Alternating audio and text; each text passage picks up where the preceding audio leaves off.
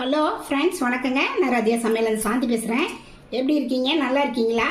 இன்றைக்கி நான் இட்லிக்கு வித்தியாசமான ஒரு குழம்பு தான் செய்ய போகிறேன். இது கும்பகோணம் கடப்பா. நான் எப்படி செய்கிறேன்னு உங்களுக்கு செஞ்சு காமிக்கிறேன். ஃபஸ்ட் டைம் வீடியோ பார்க்குறவங்களா இருந்தால் சப்ஸ்கிரைப் பண்ணிக்கங்க.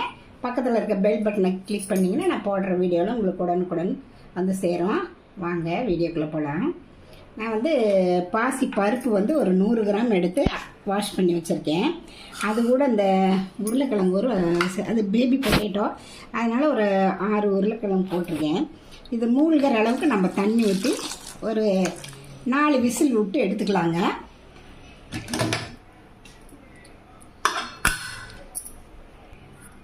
இதுக்கு ஒரு மசாலா நம்ம ரெடி பண்ணிக்கலாங்க. தேங்காய் ஒரு 1/4 மூடி கொஞ்சம் வச்சு எடுத்திருக்கேன். அப்புறம் பொட்டுக்கல்ல ஒரு 2 டேபிள் ஸ்பூனுங்க.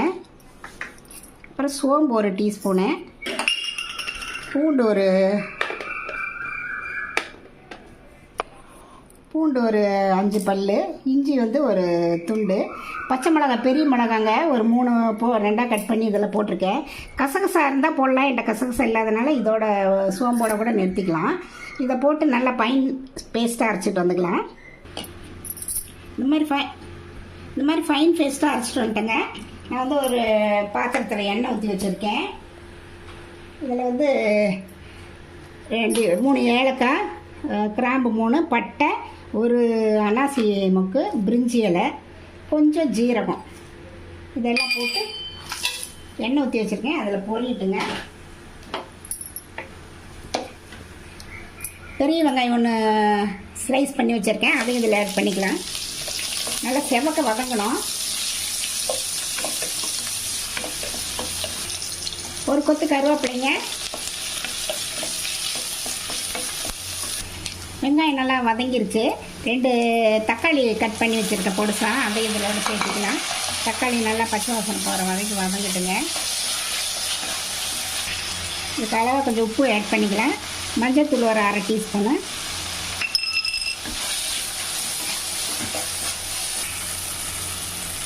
அரைச்ச பேஸ்ட் இதில் ஆட் பண்ணிக்கலாம். தண்ணி கொஞ்சம் சேர்த்திக்கலாங்க.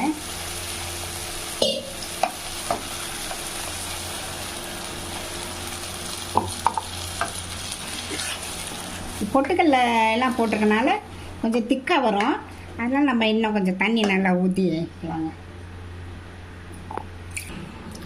நம்ம இஞ்சி பூண்டு இது எல்லாமே நம்ம பச்சையாக போட்டிருக்கிறோம். அதனால் இது ஒரு நல்ல 10 நிமிஷம் பச்சை ஸ்மெல் போகிற வரைக்கும் நல்லா கொதிச்சு வரட்டுங்க.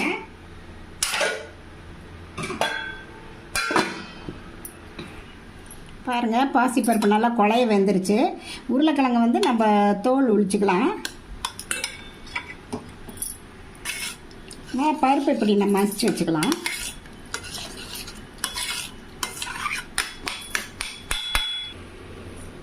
உருளைக்கிழங்கு பூராத்தையும் நம்ம இப்படி தோல் ஒழிச்சு வச்சிடலாங்க.